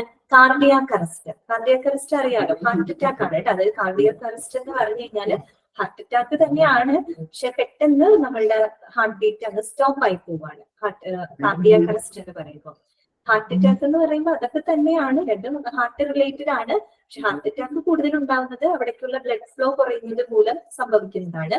കാർഡിയാക് അറസ്റ്റ് എന്ന് പറയുമ്പോൾ പെട്ടെന്ന് ഈ ഹൃദയസ്പന്ദനം ഉണ്ടല്ലോ, അത് പെട്ടെന്ന് അങ്ങ് സഡൻലി സ്റ്റോപ്പ് ആവുകയാണ്. ആ ഒരു അവസ്ഥയാണ്. പെട്ടെന്ന് നമ്മൾ ഫെയിന്റ് ആവും, നമ്മൾ അൺകോൺഷ്യസ് ആവും. ആ ഒരു അവസ്ഥയാണ് കേട്ടോ കാർഡിയാക് അറസ്റ്റ് എന്ന് പറയുന്നത്. എന്റെ അച്ഛൻ മരിച്ചത് കാർഡിയാക് അറസ്റ്റ് ആയിട്ടാണ് മരിച്ചത്, പെട്ടെന്നായിരുന്നു മരിച്ചത്. അപ്പൊ ഡോക്ടർ പറഞ്ഞു കാർഡിയാക് അറസ്റ്റ് ആയിരുന്നു. ഓക്കെ, അപ്പോ ഇത്രയും കാര്യങ്ങളിൽ എന്താ പറയാ സാഹചര്യങ്ങളാണ് ഉള്ള പേഷ്യൻസിനെയാണ് നമ്മൾ ICUവിൽ എന്ത് ചെയ്യുന്നത്. ഓക്കെ, പെട്ടെന്നായിരുന്നു ഒന്നും വെച്ച് സംസാരിച്ചുകൊണ്ടിരുന്നു, പെട്ടെന്നായിരുന്നു ആള് പോയത്. നമുക്ക് ഒട്ടും വിശ്വസിക്കാൻ പറ്റില്ല. അങ്ങനെ ഉണ്ടായിരുന്നു. അപ്പൊ ഡോക്ടർ പറയായിരുന്നു കാർഡിയാക് അറസ്റ്റ് ആയിരുന്നു എന്നാണ് പറഞ്ഞത്. അപ്പൊ അങ്ങനെ കേട്ടോ. പിന്നെന്താണ്, അപ്പോ ഇങ്ങനെയുള്ള രോഗികളെയാണ് നമ്മൾ ICUവിനകത്ത് പരിചരിക്കുന്നത്. അപ്പൊ ഇങ്ങനെയുള്ള അവസ്ഥകളാണ് ആലോചിച്ച് നോക്കി നിങ്ങൾ. ഒന്ന് സിവിയർ ബേൺസ് അല്ലെ, കഠിനമായിട്ടുള്ള തീപ്പൊള്ളലേറ്റിട്ടുള്ള ആളുകള്. പിന്നെന്താണ്, റെസ്പിറേറ്ററി ഫെയിലിയർ അല്ലെ, ശ്വസന പരാജയം വന്നിട്ടുള്ള ആളുകള്. പിന്നെന്താണ്, കാർഡിയോ തൊറാസിക് സർജറി. ഈ നമ്മൾ പറഞ്ഞല്ലോ തൊറാസിക് എന്താണെന്ന് മനസ്സിലായില്ലേ നിങ്ങൾക്ക്? അപ്പൊ അത്തരം സർജറി കഴിഞ്ഞിട്ടുള്ള പേഷ്യൻസിന്. പിന്നെ കോംപ്ലക്സ് സ്പൈനൽ സർജറി അല്ലെ, സങ്കീർണമായിട്ടുള്ള നട്ടെല്ലിന്റെ ശസ്ത്രക്രിയ കഴിഞ്ഞിട്ടുള്ള ആളുകള്. മേജർ ട്രോമ അല്ലെ, വലിയ വലിയ പരിക്കുകൾ പറ്റിയിട്ടുള്ള ആളുകള്. വലിയ പരിക്ക് എന്ന് പറയുമ്പോൾ അത് മരണത്തിന് വരെ കാരണമായേക്കാവുന്നതാണ് കേട്ടോ. എന്താണ് രാധിക? Okay okay okay. പിന്നെന്താണ്, ഓർഗൻ ട്രാൻസ്പ്ലാന്റ്സ് അല്ലെ, അവയവം മാറ്റിവെക്കല്. പിന്നെ സെപ്സിസ് നിങ്ങൾ മനസ്സിലാക്കി വെക്കണം കേട്ടോ. സെപ്സിസിന് കേൾക്കുമ്പോൾ നിങ്ങൾ പറഞ്ഞു കൊടുക്കണം ആളുകൾക്ക് ഇന്നതാണെന്നുള്ളത്. പിന്നെന്താണ്, കാർഡിയാക് അറസ്റ്റ്, ഹാർട്ട് അറ്റാക്ക് കേട്ടോ. അപ്പൊ ഇത്തരം രോഗികളെയൊക്കെയാണ് നമ്മൾ ഇവിടെ പരിചരിക്കുന്നത്, ICUവിനകത്ത് പരിചരിക്കുന്നത്. മനസ്സിലായല്ലോ? ഇനി അടുത്തത് common types of ICU. Simple ആണ്, ആ പേര് കേട്ടാൽ തന്നെ നിങ്ങൾക്ക് മനസ്സിലാവും കേട്ടോ. അപ്പൊ അതിന്റെ പ്രത്യേക നോട്ടൊന്നും നമുക്ക് എഴുതേണ്ട ആവശ്യമില്ല. അവിടെ നിങ്ങൾ നോട്ട് ചെയ്യുന്നത് ഈ ഷോർട്ട് ഫോമിന്റെ എക്സ്പാൻഷൻ ഫോം അറിഞ്ഞിരിക്കണം കേട്ടോ. അത് കൺഫ്യൂഷൻ വരരുത്. Common types of ICU. ഏതൊക്കെ ടൈപ്പ് ICU ഉണ്ട്? ICU എന്ന് പറയുമ്പോൾ തീവ്രപരിചരണ വിഭാഗം, അത്രയേ ഉള്ളൂ. പക്ഷെ അതിന് എന്തിന് തീവ്രപരിചരണം കൊടുക്കുന്നു എന്നതിനെ ആശ്രയിച്ചിട്ടാണ് ആ ഒരു ടൈപ്സ് വന്നിരിക്കുന്നത്. അപ്പൊ നമുക്ക് ജസ്റ്റ് വായിച്ചു വിടാവുന്ന കാര്യമുള്ളൂ കേട്ടോ. ഒന്നാമത്തെ എന്താണ്, CICU ആണ്. CICU അതായത് കാർഡിയാക് ഇന്റൻസീവ് കെയർ യൂണിറ്റ് അല്ലെ. C എന്താണ് അവിടെ? കാർഡിയാക് ആണ് കേട്ടോ. എന്താണ് ജോഷ്നി? കോംപ്ലക്സ് സ്പൈനൽ സർജറിയോ? കോംപ്ലക്സ് സ്പൈനൽ എന്ന് പറഞ്ഞാൽ നട്ടെല്ലാണ് കേട്ടോ. നട്ടെല്ലിന് സങ്കീർണമായിട്ടുള്ള ശസ്ത്രക്രിയകളൊക്കെ കഴിഞ്ഞിട്ടുള്ള രോഗികളെ ICU-ലേക്ക് പരിചരിക്കുന്നുണ്ട്. അത്രേ ഉള്ളൂ അതിനകത്ത് കേട്ടോ. Complex spinal surgery. സ്പൈൻ എന്ന് പറഞ്ഞാൽ നമ്മുടെ നട്ടെല്ലാണ്. നട്ടെല്ലിനൊക്കെ എന്തെങ്കിലും സംഭവിച്ചു പോയി കഴിഞ്ഞാൽ പ്രശ്നമാവും കേട്ടോ. അപ്പൊ അത്തരം സങ്കീർണമായിട്ടുള്ള നട്ടെല്ലിന്റെ ശസ്ത്രക്രിയയൊക്കെ കഴിഞ്ഞിട്ടുള്ള ആളുകളെ ICU-ൽ പ്രവേശിപ്പിക്കുന്നു. കാര്യം എന്താണെന്ന് വെച്ചാൽ അവർക്ക് മാസങ്ങളോളം നീണ്ട പരിചരണം ആവശ്യമാണ് കേട്ടോ. റെസ്റ്റും പരിചരണമൊക്കെ ആവശ്യമാണ്. ഇനി കാർഡിയാക് ഇന്റൻസീവ് കെയർ യൂണിറ്റ് എന്തായിരിക്കും? ആ പേരിൽ തന്നെ മനസ്സിലാവും അല്ലെ. ഹൃദയ സംബന്ധമായിട്ടുള്ള രോഗികളെ അതിന് പ്രത്യേക പരിചരണം കൊടുക്കുന്ന, തീവ്ര പരിചരണം കൊടുക്കുന്ന ICU, that is called cardiac intensive care unit. അപ്പൊ അതിനനുസരിച്ചുള്ള എക്യുപ്മെന്റ്സ് ആയിരിക്കും ആ ഒരു ICU-ൽ ഉണ്ടായിരിക്കാം, അതിനുള്ള സെറ്റപ്പ് ആയിരിക്കും ആ ഒരു ICU-നകത്ത് ഉണ്ടായിരിക്കാം. പിന്നെ അടുത്തത് എന്താണ്? Cardiovascular thoracic intensive care unit. അതിന്റെ ഷോർട്ട് ഫോം ആണ് CVTS ICU. ഇതാണ് CVTS ICU. പിന്നെ CVTS എന്ന് കേൾക്കുമ്പോൾ അതിന്റെ എക്സ്പാൻഷൻ ഫോം മനസ്സിലാക്കി വെക്കണം. എന്താണ്? Cardiovascular thoracic intensive care unit. Cardiovascular അറിയാലോ, vascular related to blood vessels ആണ് അല്ലെ, ഹൃദയ സംബന്ധമായിട്ട് അല്ലെങ്കിൽ നിയർ ബൈ ബ്ലഡ് വെസൽസ്. പിന്നെ നേരത്തെ പറഞ്ഞ് നമ്മുടെ തൊറാസിക് അല്ലെ, കാർഡിയോ തൊറാസിക് സർജറി ഒക്കെ അങ്ങനെ കഴിഞ്ഞിട്ടുള്ള പേഷ്യൻസിനെയൊക്കെ പരിചരിക്കുന്ന ICU, that is called cardiovascular thoracic intensive care unit അഥവാ CVTS ICU. അടുത്തത് എന്താണ്? Gastro intensive care unit, GICU എന്നാണ് പറയുന്നത്. G എന്താണ്? ഗ്യാസ്ട്രോ ആണ് കേട്ടോ. അത് നോക്കി വെക്കണേ. വേറൊന്നും ഓപ്ഷൻസിൽ വേറെ പലതും ആണ് കേട്ടോ G വെച്ചിട്ട്. അപ്പോ മാറിപ്പോകരുത്. G എന്ന് പറയുന്നത് എന്താണ് രഞ്ഷ? ഏത് തമ്മിലുള്ള വ്യത്യാസമാണ്? കാർഡിയാക് ഇന്റൻസീവ് കെയർ യൂണിറ്റും cardio vascular. Cardiac intensive care unit എന്ന് പറയുമ്പോൾ ഹാർട്ടിന് മാത്രമാണ് അവിടെ സ്പെഷ്യൽ പരിചരണം കൊടുക്കുന്നത്. കാർഡിയോ വാസ്കുലാർ തൊറാസിക് എന്ന് പറയുമ്പോൾ അതിൽ ഏതൊക്കെ ടേംസ് വന്നിട്ടുണ്ട്? കാർഡിയോ മാത്രമല്ല വന്നിരിക്കുന്നത്, ഹാർട്ട് ഉണ്ട്, വാസ്കുലാർ ഉണ്ട്. വാസ്കുലാർ എന്ന് പറയുന്നത് കഴിഞ്ഞ ചാപ്റ്ററിൽ നമ്മൾ പഠിച്ചിരുന്നു കേട്ടോ. ബ്ലഡ് വെസൽസ്, ഹാർട്ടുമായിട്ട് ബന്ധപ്പെട്ടിട്ടുള്ള ബ്ലഡ് വെസൽസ് വരും. പിന്നെ തൊറാസിക് വരും. തൊറാസിക് ഞാൻ പറഞ്ഞു ചെസ്റ്റ് ആണ്. അപ്പൊ ചെസ്റ്റിന്റെ ആ ഒരു തൊറാസിക് ക്യാവിറ്റിക്കകത്തുള്ള മറ്റു പല ഓർഗൻസും ഉണ്ട് അല്ലെ, ലെഗ്സ് ഉണ്ട്, ഈസോഫാഗസ് ഉണ്ട്. അപ്പൊ അവയുടെയൊക്കെ സർജറി അതിനകത്ത് വരും കേട്ടോ. അതാണ് വ്യത്യാസം. ക്ലിയർ ആയില്ല രഞ്ഷിക്ക്? പിന്നെന്താണ്? ഗ്യാസ്ട്രോ ഇന്റൻസീവ് കെയർ യൂണിറ്റ് അഥവാ GICU കേട്ടോ, GICU. പിന്നെന്താണ്? MICU എന്ന് പറഞ്ഞാൽ എന്താണ്? Medical intensive care unit. എന്താണ്? Medical intensive care unit. പിന്നെ NICU എന്താണ്? NICU പഠിച്ചതാണ് നമ്മൾ അല്ലെ, നിയോനാറ്റൽ ഇന്റൻസീവ് കെയർ യൂണിറ്റ്. അതായത് നവജാത ശിശുക്കൾക്ക് അല്ലെങ്കിൽ ഈ പറയുന്ന മാസം തിരിയാതെ അസുഖമുള്ളതൊക്കെ ആയിട്ട് കുഞ്ഞുങ്ങൾ ജനിക്കുമല്ലോ, അത്തരം കുഞ്ഞുങ്ങൾക്ക്, നവജാത ശിശുക്കൾക്ക് പ്രത്യേക പരിചരണം കൊടുക്കുന്ന ICU, that is called neonatal. പേര് നിങ്ങൾക്ക് അറിയാം കേട്ടോ. പേര് ഷോർട്ട് ഫോമിന്റെ എക്സ്പാൻഷൻ ഫോം പഠിച്ചു വെക്കണം കേട്ടോ. ഓപ്ഷൻസിൽ ഈ പറയുന്ന വേറെ പലതൊക്കെ തരും, അപ്പൊ നിങ്ങൾക്ക് മാറിപ്പോകരുത്. പിന്നെ അടുത്തത് ന്യൂറോ ഇന്റൻസീവ് കെയർ യൂണിറ്റ്. പേര് കേട്ടാൽ അറിയാം എന്തായിരിക്കും? ന്യൂറോൺ സംബന്ധമായിട്ടുള്ള അല്ലെങ്കിൽ നാഡീ സംബന്ധമായിട്ടുള്ള പ്രശ്നങ്ങളൊക്കെ വന്നിട്ടുള്ള രോഗികളെ പരിചരിക്കുന്ന യൂണിറ്റ് ആണ് അല്ലെ. അതെ, വെയിൻസ് നാഡികളാണ് കേട്ടോ. വെയിൻസ് എന്ന് പറയുന്നത് ശരിക്കും സിരകളാണ്, നാഡികളാണ് ന്യൂറോൺസ് എന്ന് പറയുന്നത് കേട്ടോ. അടുത്തത് PICU. എന്താണ് ജോബി? NICU എന്നാല് എന്തെഴുതുന്ന എഴുതണം. NICU വന്നാല് നിയോനാറ്റൽ ഇന്റൻസീവ് കെയർ യൂണിറ്റ് എഴുതണം. നിയോനാറ്റൽ ന്യൂ ബോൺ ബേബീസ് കേട്ടോ.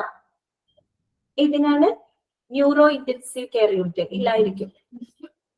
ന്യൂറോ ഇന്റൻസീവ് യൂണിറ്റ് കാര്യം അതിനകത്ത് മെന്നു വരുന്നുണ്ട് അല്ലെ. ഓക്കെ, അപ്പൊ അതിനകത്ത് കൊടുത്തിട്ടില്ല, അതുകൊണ്ട് അങ്ങനെ ചോദ്യം വരില്ല എന്ന് പ്രതീക്ഷിക്കാം. ന്യൂറോ ഇന്റൻസീവ് കെയർ യൂണിറ്റ് കേട്ടോ. പിന്നെ അടുത്തതാണെന്ത്? പീഡിയാട്രിക് ഇന്റൻസീവ് കെയർ യൂണിറ്റ് അഥവാ PICU. പിന്നെന്താണ്? സർജിക്കൽ ഇന്റൻസീവ് കെയർ യൂണിറ്റ് അഥവാ SICU കേട്ടോ. അതായത് സിവിയർ ആയിട്ടുള്ള സർജറി ഒക്കെ മേജർ സർജറികളൊക്കെ കഴിഞ്ഞിട്ടുള്ള ആളുകൾക്ക് തീവ്ര പരിചരണം കൊടുക്കുന്ന unit, that is called surgical intensive care unit. പിന്നെ ട്രോമ ഇന്റൻസീവ് കെയർ യൂണിറ്റ് അഥവാ TICU. ട്രോമ അല്ലെ, ട്രോമ എന്താ? വലിയ ആഘാതങ്ങൾ അല്ലെ, വലിയ പരിക്കുകള്, ആക്സിഡന്റ് ഒക്കെ പറ്റിയിട്ട് വരുന്ന ആൾക്കാരൊക്കെ ഉണ്ടാവില്ലേ, അപ്പൊ അവരെയൊക്കെ പരിചരിക്കുന്ന ICU ആണ് TICU അഥവാ ട്രോമ ഇന്റൻസീവ് കെയർ യൂണിറ്റ്. അതൊക്കെ മേജർ ആക്സിഡന്റ് കേട്ടോ. അപ്പൊ പലതരത്തിലുള്ള ICUകൾ നമ്മൾ കണ്ടു കഴിഞ്ഞു. ക്ലിയർ ആണല്ലോ. അപ്പൊ നമ്മുടെ ക്ലാസ് ഏകദേശം ടൈം കഴിയാറായി. ഇന്നത്തെ ക്ലാസ്സിൽ പറഞ്ഞത് നമുക്കൊന്നും കൂടെ കൺക്ലൂഡ് ചെയ്ത് പറയാം കേട്ടോ. എന്തായിരുന്നു നമ്മൾ പറഞ്ഞത് ഇന്നത്തെ ക്ലാസ്സിൽ? ഹോസ്പിറ്റൽ ഡിപ്പാർട്ട്മെന്റിലെ അഡ്മിനിസ്ട്രേറ്റീവ് ഡിപ്പാർട്ട്മെന്റ് ആണ് നമ്മൾ പറഞ്ഞത്. അതിനകത്ത് 3 സബ് ഡിവിഷൻസ് ഉണ്ടായിരുന്നു. ഹ്യൂമൻ റിസോഴ്സ്, എന്താണ് രാധിക? Transplant ICU. അതാണ് ഒരു കൺഫ്യൂഷൻ അവിടെ വരുന്നത്. ട്രാൻസ്പ്ലാന്റിനകത്തും ടി വരുന്നുണ്ട്, ഇതിനകത്തും ടി വരുന്നുണ്ട്.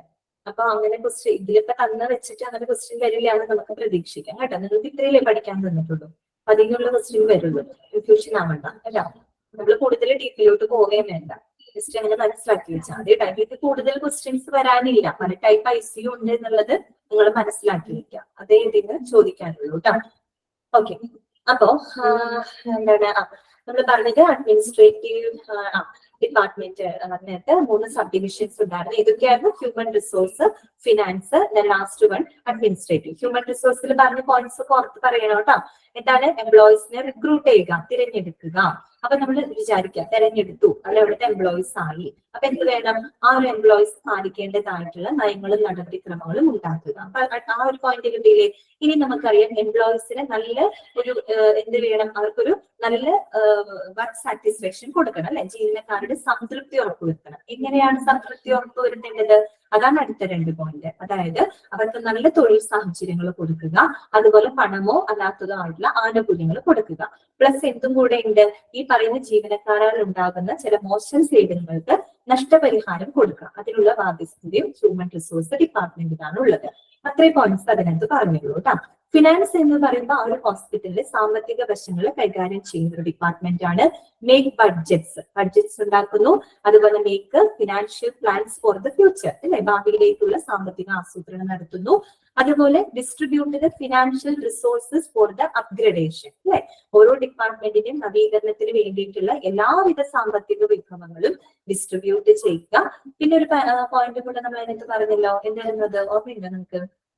എനിക്ക് ഓർമ്മയില്ല, മറന്നുപോയി. പിന്നെ അടുത്തത് എന്തായിരുന്നു? അഡ്മിനിസ്ട്രേറ്റീവ് ഡിപ്പാർട്ട്മെന്റ് അല്ലെ? ഇത് എന്തായിരുന്നു?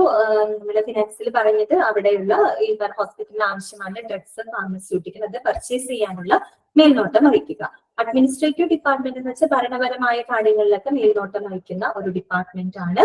അവിടെ എല്ലാ ജീവനക്കാരിലെ എല്ലാ ഡിപ്പാർട്ട്മെന്റുകളും ഈ പറയുന്ന അഡ്മിനിസ്ട്രേറ്റീവ് പ്രൊസീജിയേഴ്സ് ഫോളോ ചെയ്യുന്നുണ്ടോ എന്ന് ഉറപ്പുവരുത്തണം. അതുപോലെ ആശുപത്രിയിലെ വിവിധ സേവനങ്ങളെ സമന്വയിപ്പിച്ച് മുന്നോട്ട് കൊണ്ടുപോകണം.